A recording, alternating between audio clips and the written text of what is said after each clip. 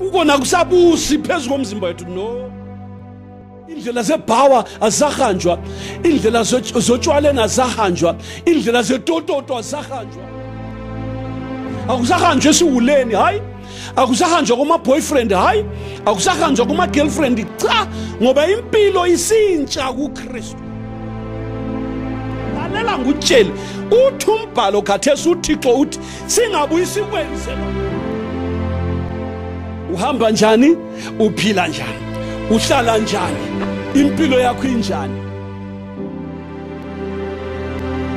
Xa ulalela uThixo usigqiliso kulunga all right. Xa ulalela uSathane uyisigqili sakhe kube ukufa.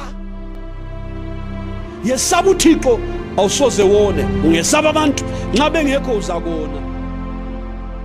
Wena ozelwe kutsha dinga ubungcwele. Wena ke othi uphilela uThixo sondela kuThixo namhla kuhlanze ube ngcwele. Kodwa namhla ntambama nomusa kaThixo akwesibe ngcwele.